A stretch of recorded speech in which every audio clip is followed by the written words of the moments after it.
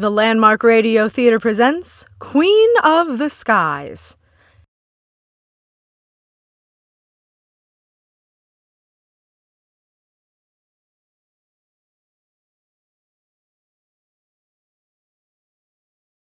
It's the summer of 1939. Airplanes and aviators are all the rage on Long Island, where pioneers like Charles Lindbergh, Amelia Earhart, Wiley Post, and even Wrong Way Corrigan take off for glory in the sky. For the first time, travelers with enough money and enough moxie can now cross the Atlantic by air, and every flight is a big event.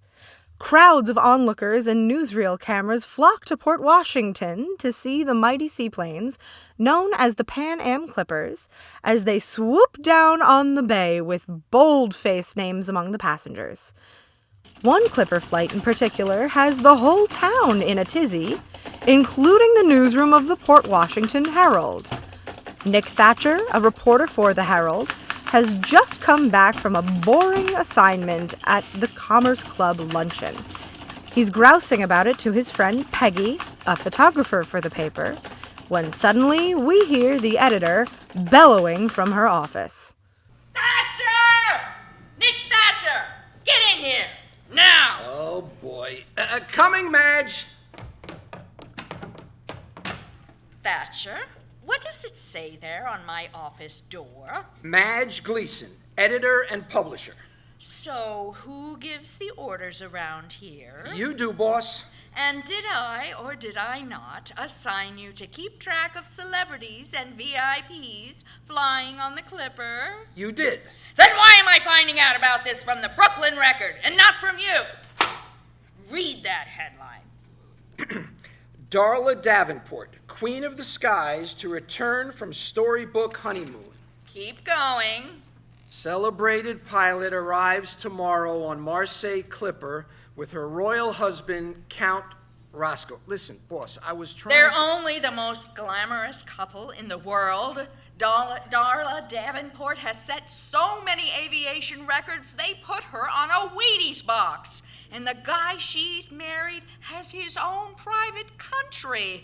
Everybody is dying to read about them. They're landing right in our backyard, and you don't know a thing about it. Really, boss, there hasn't been a peep. Well, somebody peeped to somebody. Do I pay you to get skunked on a story by the gall-darn Brooklyn Record? No, Madge. Then get out there and do something. Get us an exclusive on the Lady Daredevil and her Prince Charming. Something revealing, something juicy, something I won't read anywhere but in the Herald. An exclusive. You bet, Madge. I'll get right on it. You'd better.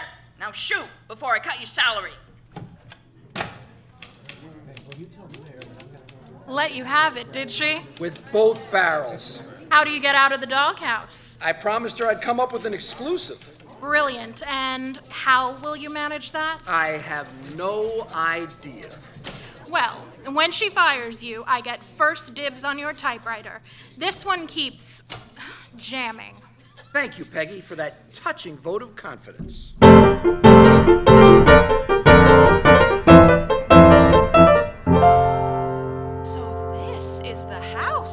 We've worked in some fancy places, Senor Spinelli, but boy, oh boy, white marble windowsills, copper gutters, carved mahogany doors, a front stoop the size of a squash court. Not for nothing. It is called the Avery Mansion, Alex. It is meant to impress. Oh, it impresses, all right.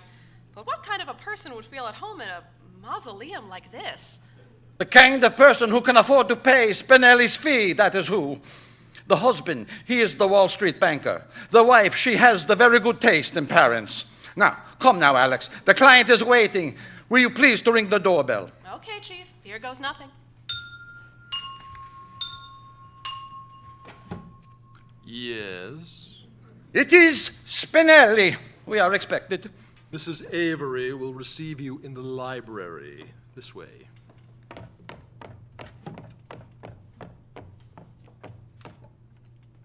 The caterer is here, madam.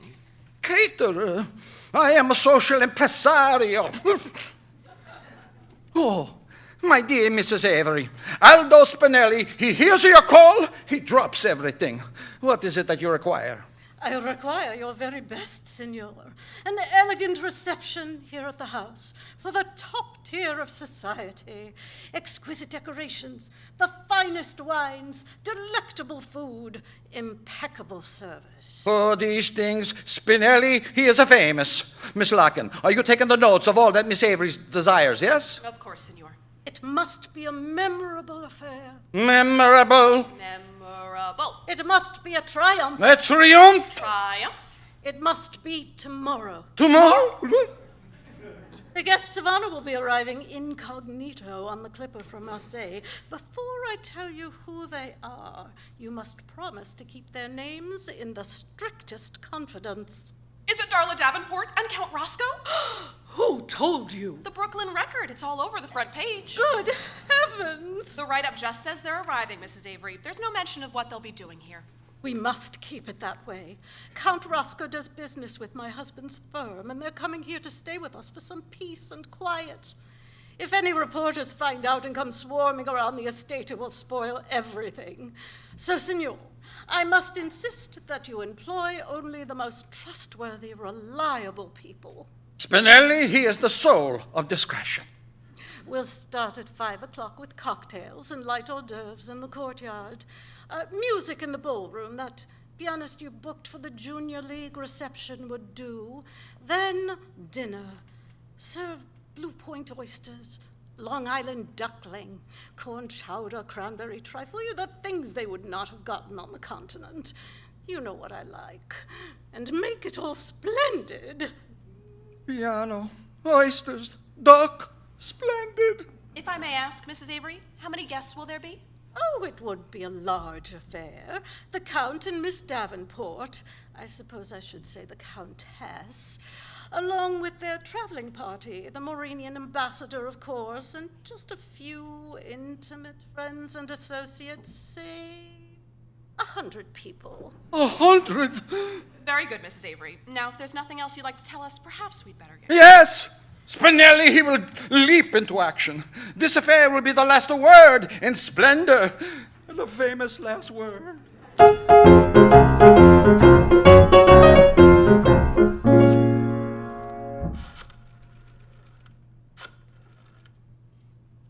Hello, Atlantic Press Agency. Who's calling, please? Nick Thatcher from the Port Washington Herald. Put me through to Jackie Strickland, will you? It's urgent. Nick! Hi, Jackie. No! But I haven't even started to talk to you yet. I know what you want. It's what everybody wants. An interview with Darla Davenport. The answer is no. I just need 5 minutes. Come on, Jackie. You can squeeze me in. Still no. All right, how about Count Roscoe? Also no. But, Jackie, I'm not one of those tabloid muckrakers. You know that. It'll be strictly softball stuff. What was the highlight of your trip? Did you enjoy flying on the Clipper? Like that. Can't help you, Nick. They were hounded everywhere they went on their honeymoon, and now they're sick to death of reporters and photographers, so they're not granting interviews to anybody. No print, no radio, no newsreels, no you. Some press agent you are, passing up rosy publicity. Miss Davenport and the Count want no publicity. Tell that to the Brooklyn Record. When I find out who spilled those beans, I'll drown him in the East River. And I'll drown you too, Nick, if you try to sneak past me and get an interview on the shy. No, just forget it. But, Jackie, I'm trying... I'm hanging up now. Swing and a miss. Struck out. Well, that's disappointing. For me or for you? Me, of course. I've been itching for a chance to get Darla Davenport in front of my camera. What a mark she's made as a pilot. First woman to fly to Hawaii and back. First solo flight across the Sahara. Now, you've been reading up. Any woman who can do those things and then step out of the cockpit looking like the cover of Vogue, I want to photograph. Well, no dice, Jackie says. Not just for us, for anybody. So what now, hotshot? I'll have to try and buttonhole them somewhere and get a quote or two before they chase me away. Maybe at the seaplane base tomorrow when they get off the Clipper. 100 other reporters will be there. How will you get anything exclusive? You're right. I need another angle. Peggy, you kept up on all that society page stuff about the wedding and the honeymoon, right? You kidding? Find me a woman who didn't. So, what did the two of them get up to over there? What do you think? In public, I mean. Where were they seen and heard? Oh, you know, the usual hoity-toity places. Banquets, balls, the opera, yachting on the Riviera, the Count showing off his string of polo ponies. Polo?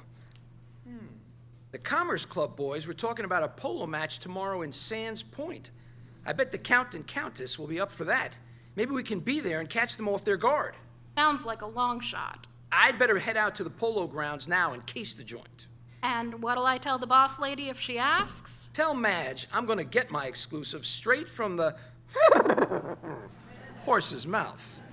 Oh, she'll love that. Where's my hat? Oh, there it is. Okay, I'm off. Gangway, coming through. Watch where you're going, young man. Oh, don't mind him. He just works here. I'm Harry DuBose. How can I help you, gentlemen? Hello. We have very important article for printing in your newspaper tomorrow. Well, you'd better speak to the editor. Hey, Madge, can you come here for a moment? What is it, Harry? Who are these people? I am Tunko Rugash, General Secretary of Outer Morinia People's Front, New York chapter. I am Nino. Be quiet, Nino. We have prepared article to appear in your newspaper. It refers to matters of great importance. I typed up very neatly. Do you see?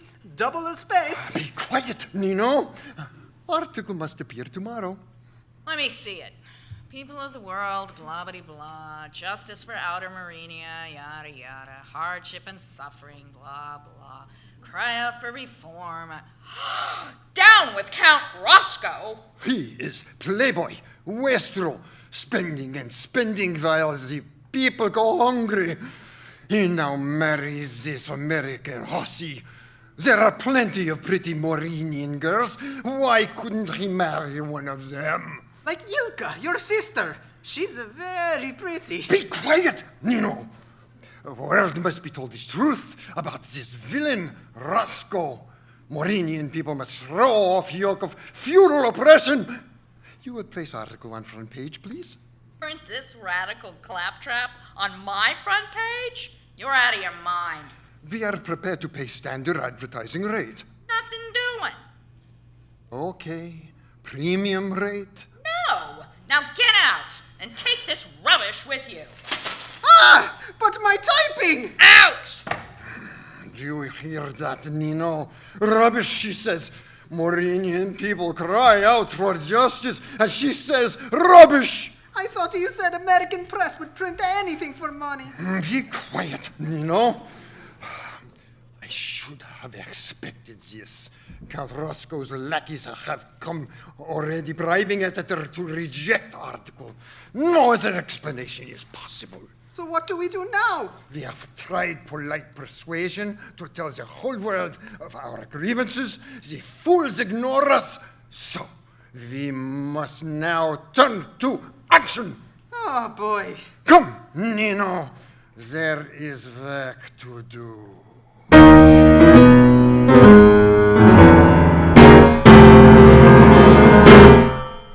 You're listening to the Landmark Radio Theater presentation of Queen of the Skies.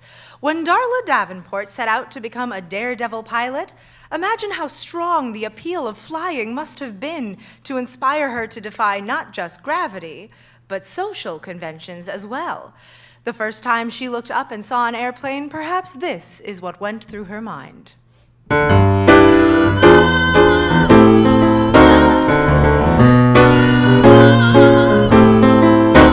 If I only had wings, oh, what a difference it would make to things. All day long I'd be in the sky, up on high, talking to the birdies that pass me by. How the fellas would stare to see me roaring past them through the air, never tiring of the thrill it brings. If I only had wings,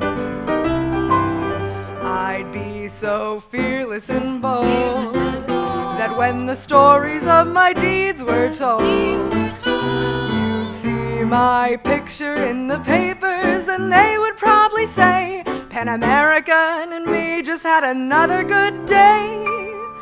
If I only had wings, one little pair of those elusive things. You would never hear me complain again if I only had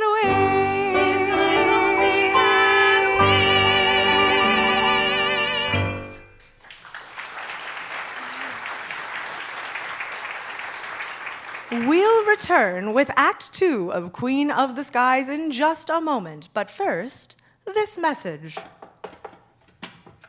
Hi, Helen. Here's that cup of sugar I borrowed last week. Oh, thanks, Myrtle. Hey, what's the matter? Isn't Jim taking you out on the town tonight? I don't feel much like dancing. I'm so tired after all the wash I did today. I know the feeling, but thank goodness I've said goodbye forever to hard wash days. You mean you have a laundress now? No, I switched to Rinso soap. It soaks out the dirt and saves all the hard work. The clothes come out so fresh and white, you'll be amazed. I'll give it a try. The next wash day. Everything's 4 shades whiter just from soaking in those wonderfully rich Rinso suds. And my colors come out brighter than new. That evening. You look so fresh and pretty tonight, darling. Remember how tired you were last wash day? Oh, I've learned a wonderful secret since then. No more scrubbing and boiling for me. I'm using Rinso now. Oh, you don't have to rub, and you don't have to scrub. Rinso suds go to work deep down in your tub. Everything will look new so. From your sheets to your trousseau. That's the Rinso way. Now don't forget it. The easy Rinso way.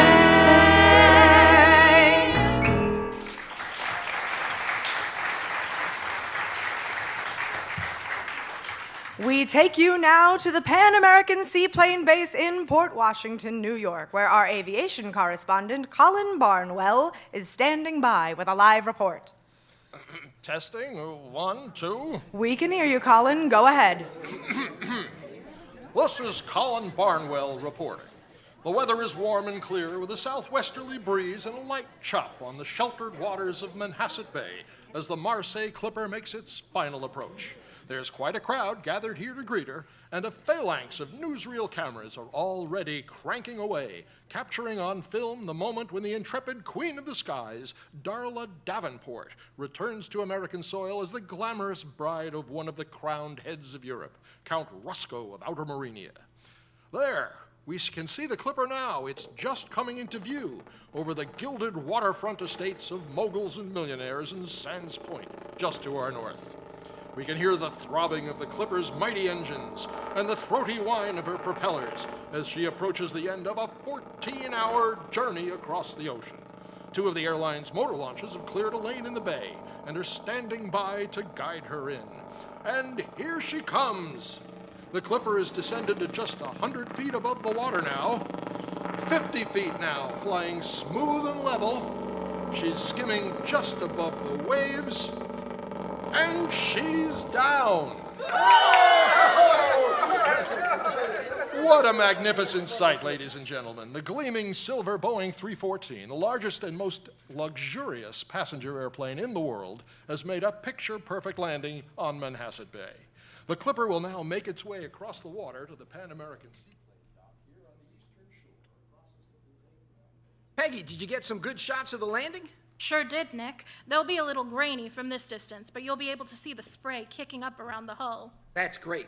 Now we need to get inside the terminal to nab the happy couple as they come ashore. Yes, but how? The police have got the building cordoned off. See that tall, red-haired cop over there guarding the service entrance? That's my pal Clancy. If we can just get through this crowd... coming through, folks. Make way. Coming through. Hi, Clancy. No visitors in the terminal for this flight, Thatcher. Those are the orders. Good idea. Keep the rabble out from underfoot. Say, could you hold that door open for us? Peggy's only got a couple minutes to get her camera tripod set up. Oh, I don't know, Nick. The orders said... Suppose I take a shot of Clancy first. You know, the steadfast patrolman guarding his post. It'll look great in the layout. Oh, well, sure. How's this? That's it. Hold still. Got it. Now, Clancy, the door. Well, I guess it's all... Hey! What's that? Down with Count Roscoe! Down with Count Roscoe! Down with Count Roscoe! Down with Count Break it up Roscoe! over there! Down with Count Roscoe! Holy cow, it's a riot! I'll get some pictures. Roscoe! Get a shot of the banner those guys were holding. Got it. I said break it up now. Jeez. The banner says oomph. What's that about? Not oomph, you dope. OMPF, the Outer Marinia People's Front. I like oomph better. You would. Those guys were at the office yesterday, hoping to get something in the paper. Madge threw them out on their aspirations. All right, clear this area. Everybody disperse. Go on now. Clear out. You too, Nick. But we haven't seen Darla Davenport yet. And you won't. Not with these troublemakers around. Her and the Count are now under police protection for their own safety. There they go in the squad car. And there goes my interview, too. So, you're taking them straight over to the polo grounds, right? The polo grounds? No. Another hunch bites the dust. Then where are they going? Now, you know I can't tell you that, Nick. Now you two gotta blow, or the lieutenant will have me head. Come on, Peggy. We know when we're not wanted. This way. But Nick, our car's over there. Ixnay. So long, Clancy. Keep your billy club dry. Hardy har har. Hey, over there! I said to clear the area. What's the idea? The happy couple may be gone, but their luggage isn't. See all those fancy suitcases over by the hangar? Gotta be theirs. Maybe we can see who comes to collect them. There's a station wagon pulling up. It has lettering on the side. Can you make it out? It says Avery Estate, as in Avery Bank and Trust, as in the big mansion up in Sands Point. Bingo. Let's go find a phone. City desk. It's Thatcher. Here's your lead on the Clipper. Hold on, Nick. All right, shoot. Dateline Port Washington. A scuffle broke out at the Pan American Seaplane base here today with the arrival of the Marseille Clipper, carrying the celebrated lady flyer Darla Davenport and her husband, Count Roscoe. The aircraft had just made a smooth landing when... Their husband, Count Roscoe. How's that spelled? R-O-S-K-O. Try to keep up, will you, Harry? Is that Thatcher? Give me the phone. Thatcher? It's Madge. What you got? A news lead on the riot. Yeah, everybody knows about that. We heard it on the radio. What do you got that's exclusive? The cops put Darla and the Count under wraps the minute the ruckus began. They bundled them off in a patrol car before anybody could get near them. So, right now, the commotion's all I've got. All you've got? You're hanging on by a thread here, Thatcher. There still might be one more angle I could work. It better be a good one. Their plans are all hush-hush, but I think I know where they're staying the night. If I'm right, I might be able to finagle my way in and bump into them, but it'll mean taking some chances and cutting some corners. Don't tell me. I don't want to know. Just get the goods if you value your job. That guy's lucky I like him. Madge. What? You hung up before Nick was done dictating the story. I only got a sentence and a half. Oh. Well, Harry, you're a rewrite man. Just make up the rest. Spinelli and Company, this is Miss Larkin. Yes, 10 cases? No, we must have them this afternoon. A surcharge, I understand. Just add it to the invoice. Goodbye now. What next? Wait, Greta. No, not the ivory tablecloths. Signor Spinelli wanted the blue ones. Oscar, those centerpieces need to go in the cold truck so the flowers won't wilt on the way. Oh, now, where did I... Hello, Alexandra. Remember me? Nick, what are you doing here? Honestly, you're the last thing I need. I just couldn't stay away from the prettiest caterer in town. None of that now. Can't you see we're in a mad rush? Got a big affair today? Yes, and we're doing it on very short notice, so... Let me guess. It's at the Avery Mansion. Shh! No one's supposed to know. How did you find out? Reporter, remember? Nose for news. Doggone it, Nick. Spinelli's gonna think I told you, and he'll never trust me again. Mum's the word. I promise. You promise. How many times did I hear those words? I always meant them when I said them. But you didn't keep them, did you? Not when there was some headline to chase instead. That's what killed it between us, Nick. You were always too quick to break a promise, break a date, break my heart. I'm still crazy about you, Alex. I know. Well, I suppose I still love you too, if that's what you wanted to hear. Now beat it, will ya? I've got a million things. Yipes, here comes the chief. Do not say a word. Alex! Where is our bread from the baker? It's on its way. And that fool of a fishmonger, who is he to keep Spinelli waiting? His van just pulled up outside. Well, that is something anyway. Even Spinelli cannot make the miracles without the loaves and the fishes. You'll need to check the oyster shipment before I sign for them. Must I do everything? Get Dimitri, he knows the oysters. About Dimitri. What? Isn't he here? He's in the hospital. But I saw him this morning. He was fine. What happened? Oh, he got into an argument in the kitchen and wound up with a big gash in his leg. Oh, Manange. Well, then get Gustav. He will have to take his place. Oh, not Gustav. He's in jail. In jail? For what? For stabbing Dimitri. Oh, Dio mio. The reception starts in 2 hours, and our waiters are dropping like flies. Maybe that's where I come in. Nick, I told you. Who is this? Oh, just a visitor with terrible timing. Are you available? Can you work? I really don't think that's it. You're about Gustav's size. You can wear his uniform. What's your name? But he's not. Oh, Nick Thatcher, senor. I'd be glad to help. Nick. It's settled. Today, you work for Spinelli. Do everything Alex tells you. Now, I must check the oysters. Are you crazy? How hard could it be? I know what waiters do. I've stiffed enough of them. This is high society, not some hash house. Our waiters have years of experience. What have you got? Alex, my sweet, you're in a jam. I just want to help. I know you, Nick. You're up to something. Okay, I'm in a jam too. Madge Gleason said she'll fire me if I don't come up with an exclusive on Darla Davenport and Count Roscoe. I tried to get an interview, but her press agent, Jackie Strickland, won't let anybody near them. When I got wind of this shindig at the Averys, I knew it was my chance. My only chance. And you thought you could just sweet talk me into smuggling you in. You know, for old time's sake. I wouldn't bring up old times if I were you. Come on, Alex. It'll be all right. Like the man said, I'll do everything you tell me. And just keep my eyes and ears open. That's all. No tricks, no disappearing act. Scout's honor. You were never a scout. I buy the cookies. Doesn't that count? Alex, the oysters, they're all right. Tell your man to load them in the coal truck. The baker. Where is the baker? Well, it looks like I'm stuck with you, whether I like it or not. So you'd better make yourself useful. And Nick? Yes, boss? If you screw this up for me, I'll kill you.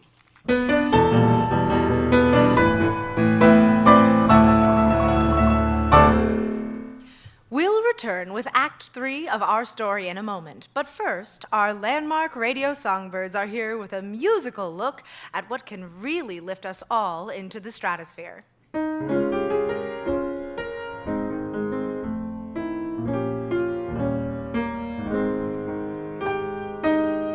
Let's fly away, find a land that's warm and tropic, where prohibition's not the topic all the livelong day. Let's fly away and find a country so provincial we'll never hear what Walter Winchell might be forced to say. I'll make your life sublime, far across the blue. I'll take up all your time, compromising you. Let's not delay. Make Mother Nature our Messiah. New York is not for us. Let's fly away.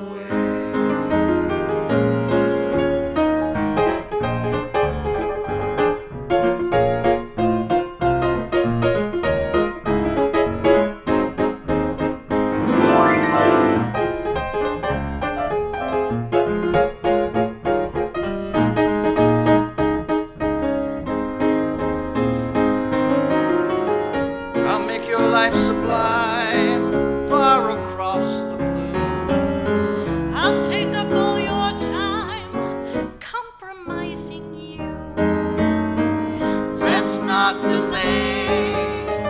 Make Mother Nature our Messiah.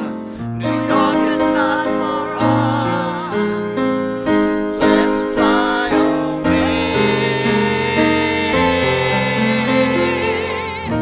Let's fly away.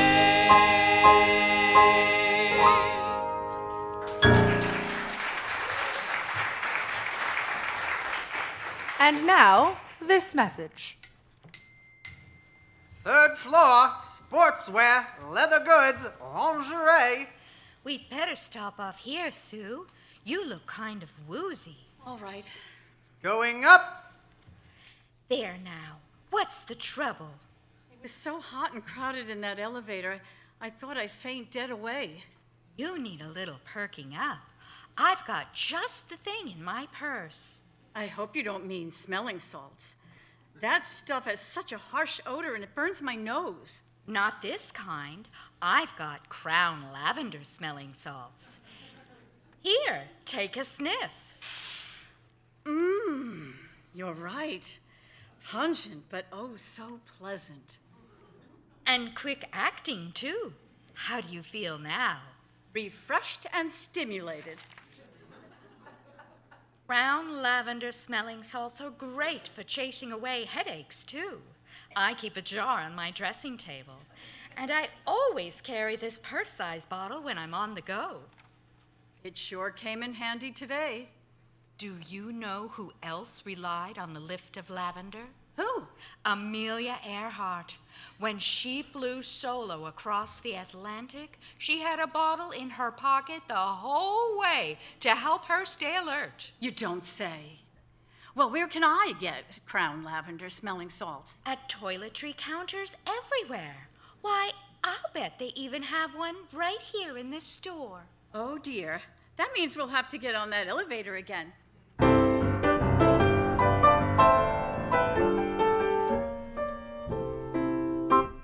The Landmark Radio Theater now presents the thrilling conclusion of Queen of the Skies.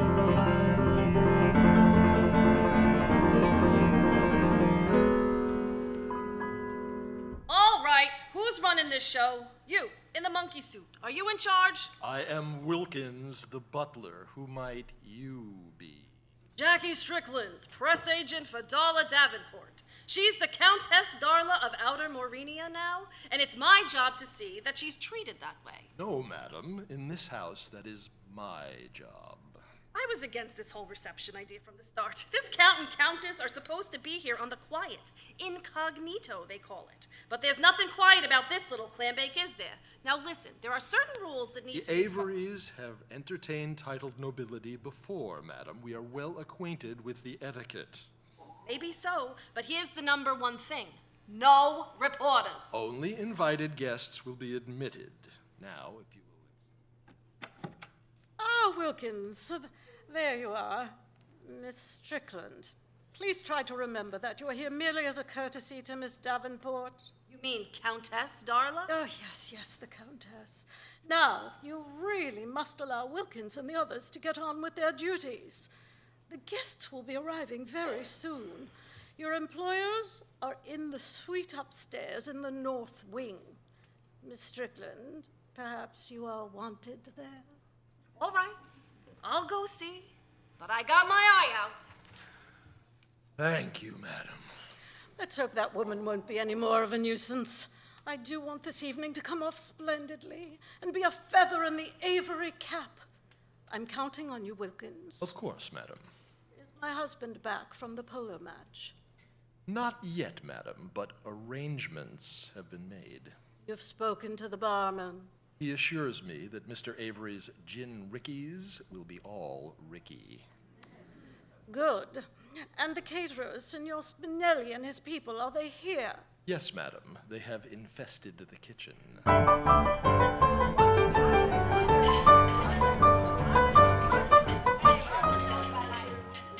Everybody!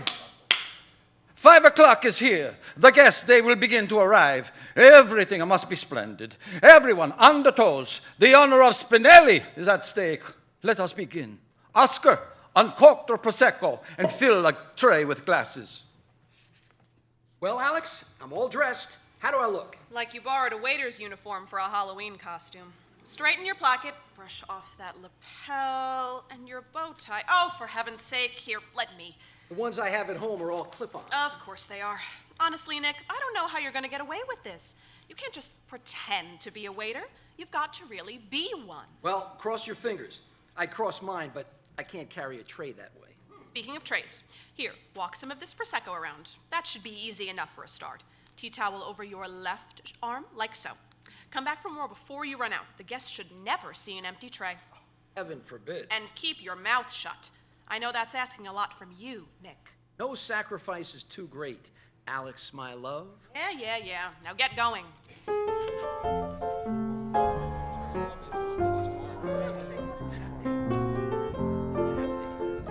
Welcome, ladies. Well, Gertrude, aren't you the clever one? Such an elegant reception. Such lovely ambiance. And the most coveted guests of honor. Quite a coup to host the Count and Countess. Where are they? They'll join the party shortly, I'm sure. But ladies, you must be thirsty. I'll have some refreshments brought over right away. Waiter, what do you have there? Wine, ma'am. I can see that. What kind? White wine? I can see that too. What kind of white wine? Prospero? Prosciutto. Something like that. Prosecco? That's it. You're not one of the regular waiters, are you? No, ma'am. Hired for the day. Signor Spinelli will hear from me about this. Well, don't just stand there. Offer it around and try to remember what it is you're serving. Yes, ma'am. Prosecco. My dear Mrs. Avery, everything is done to make the party splendid. But the guests of honor, they do not appear. They're still upstairs. I felt sure they'd join us by now. All of Spinelli's plans, the food, the wine, the music, the candlelight displays for the table, they all depend upon the timing. If we do not know when the Count and Countess will come down, how can everything be the best? Well, I can hardly drag them down here by their ears, Signor. Wilkins, a word, please. Yes, madam? That Strickland woman, the one who works for Countess Darla. I believe Miss Strickland is in the ballroom, harassing the pianist about when to play the royal anthem. See if you can extract from her how much longer the Count and Countess intend to keep us waiting. We'll try, madam.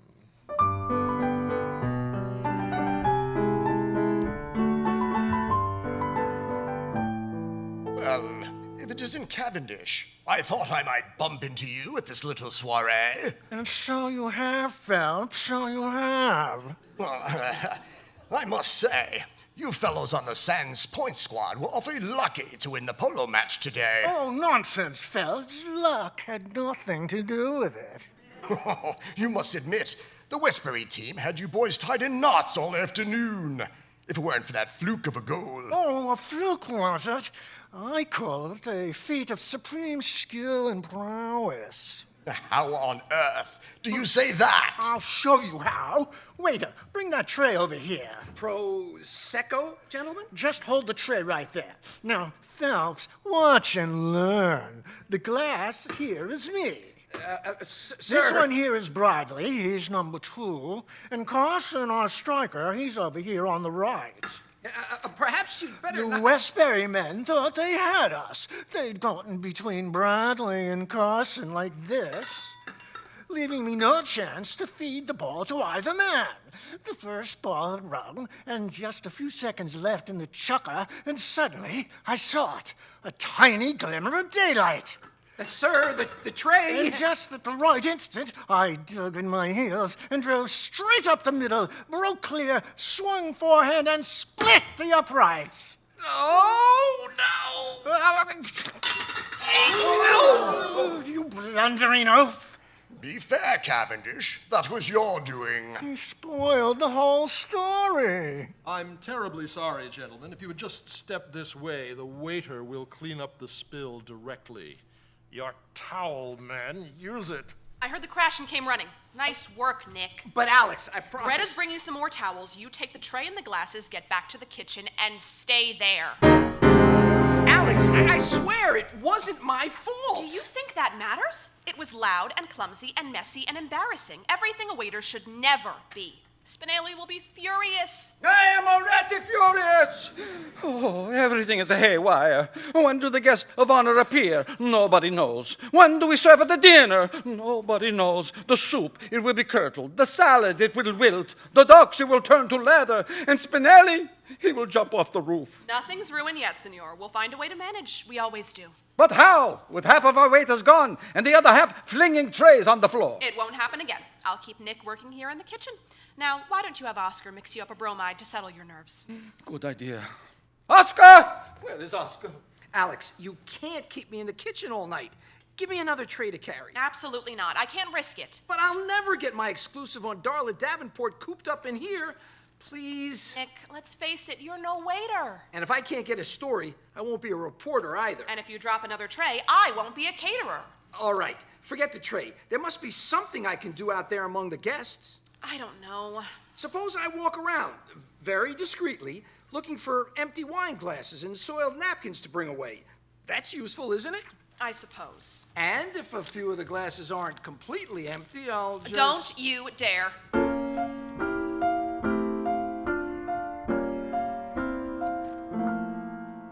Miss Strickland, really? What is keeping the Count and Countess? This endless delay is intolerable, and my guests are growing restless. Keep your shirt on, sister. They're ready. They'll come waltzing down the grand staircase of yours any second now. Thank heavens. Wilkins, they're coming down. Very good, madam. Signor Spinelli, they're coming down. Era ora! Alex, they are coming down. Uh-oh, the candles on the centerpieces. They aren't lit yet. Oh, the whole effect. It will be lost. No, we'll do it now. Who's got a cigarette lighter on them? I've got that silver Zippo you gave me for Christmas. That'll do. Follow me.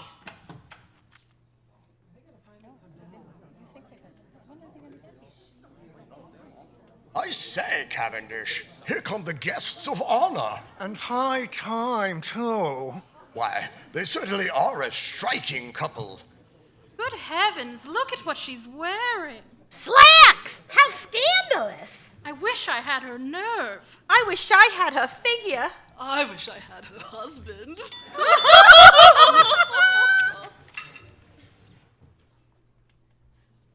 Ladies and gentlemen, presenting His Lordship Count Roscoe of Automorinia and the Queen of the Skies, Countess Darla.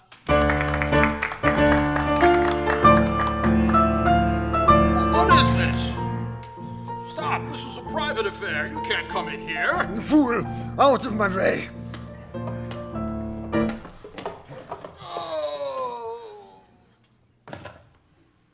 Wilkins, are you all right? What's going on? Who are these men? Everyone, freeze! Look out, he's got a gun! Nobody is to be moving, or I am shooting. No moving! How dare you barge in here and assault my butler? Who are you? We are Automorinia People's Front. New York chapter. Be quiet, Nino. Not these guys again. You know them? What do you want? We demand justice for Morinian people. We demand the tyrant Roscoe. We heard royal anthem. We heard clapping. We know he is here. He must be taught lesson for his corruption. You will hand him over at once. And the Davenport, too. The so-called wife who flies planes and pretends to be countess. You will give us both of them. We will do no such thing. You will do it or you will die where you stand. Ah! Rugash, you said there would be no killing. Be quiet, Nino. Be quiet, Nino. Do what you're told, Nino. Always pushing me around. And you call Count Roscoe a tyrant. Not now, Nino. We are in the middle of something here. You the waiter.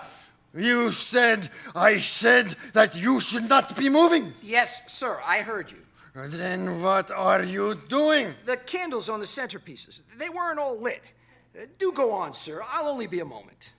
Nick? Stick with me.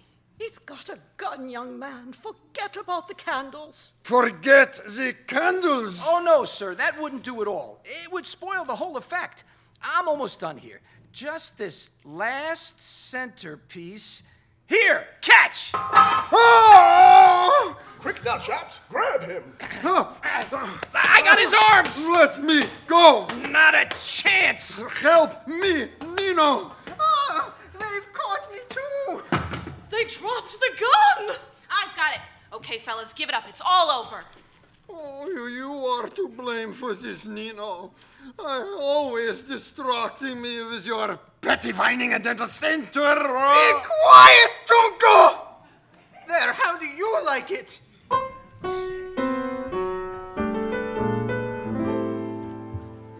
Well, officer? Oh, you can rest easy now, Mrs. Avery. We've secured the property, and those two agitators are in a paddy wagon on the way to the county lockup. You and your guests are safe. What about my butler, Wilkins? The police doctor looked him over. He's got a nasty bump on his noggin, but the doc says he'll be all right in a day or two. Wilkins always did have a thick skull. Now, I suppose we ought to thank that butterfingered waiter for saving the day. Where did he go? Right here, Mrs. Avery. But I'm afraid you were right. I'm not really a waiter. I should say not. Everyone, let's have a round of applause for this young man's courage and quick thinking. You're all too kind. You bet they are. Signor Spinelli, you may now serve dinner, and please, don't let this young man anywhere near a tray. Alex, I'm sorry I made such a mess of impersonating a waiter. I hope I didn't get you fired. Is Mrs. Avery very upset about what happened? Are you kidding? She's thrilled. Her party will be the talk of the social season. And Spinelli? If the client's happy, he's happy. But don't ask him for a reference. I won't. Nick, I want you to know I'm very proud of you. For what? I bungled the whole thing. Jackie Strickland's got Darla and the Count buttoned up even tighter than before. When I threw that centerpiece at the gunman, I was throwing away any chance I had of ever getting an interview. That's just what I'm proud of you for. You put aside your own ambition for something more important, stopping those two troublemakers from hurting anybody. That makes you a hero in my book. An unemployed hero. Remember what Madge said, no exclusive, no job. Who says you don't have an exclusive? Herald reporter foils Darla kidnap plot. Read his first-hand account. Hey, you're right. Why didn't I think of that? I've still got a chance to make the late edition. Where's a phone?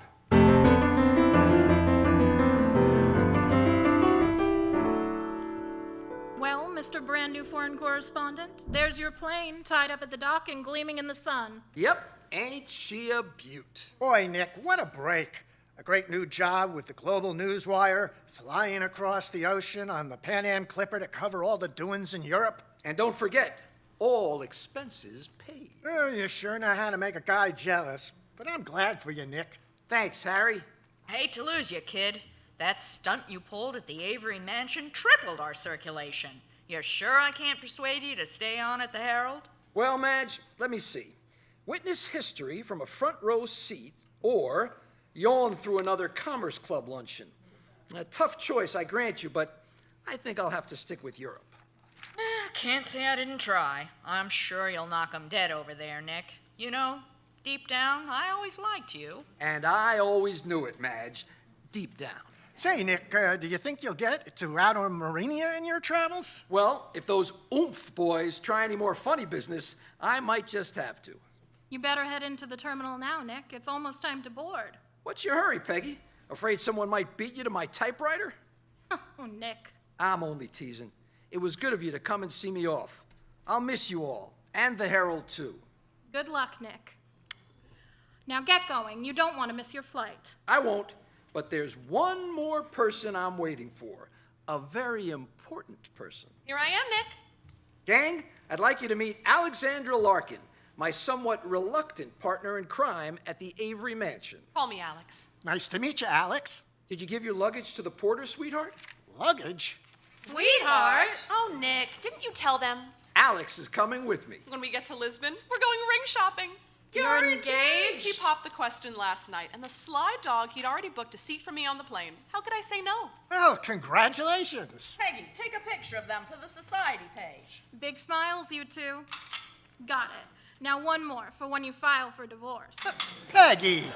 She's only kidding, kids. Best of luck to you both. Thanks so much, all of you. You're very kind, but really, we'd better get going. Time to board the Clipper with my very own Queen of the Skies. Oh, brother, don't go all corny on me now, Nick. It's gonna be a long flight. Oh, you better buckle up.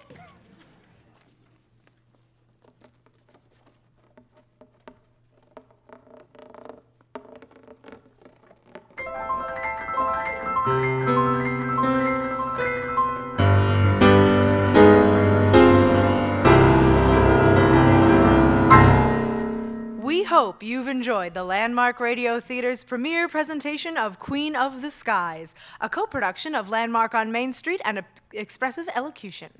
Our company featured Stephen Brennan, Steve Brustein, Spencer Cohen, Judy Doyle, Scott Leon, Brian Lamaski, Stephanie Mandra Martinez, Annabelle May, Elise May, Tim Smith, Pam Uraburo, Margaret Werner, Sarah Jane Witchell, and I'm your host, Sarah Lyons. Our musical director is Dennis Cordell.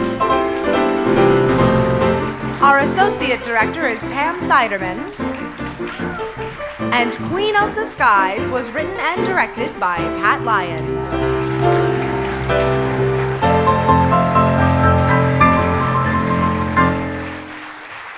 We'd like to thank the Landmark on Main Street, Executive Director Sean Perry, and the custodial and technical staff of the beautiful Gene Rimsky Theater.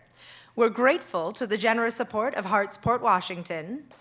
And most of all, we're grateful to you, our wonderful audience. Thank you for joining us today for Queen of the Skies. Here's to hoping your skies will always be blue.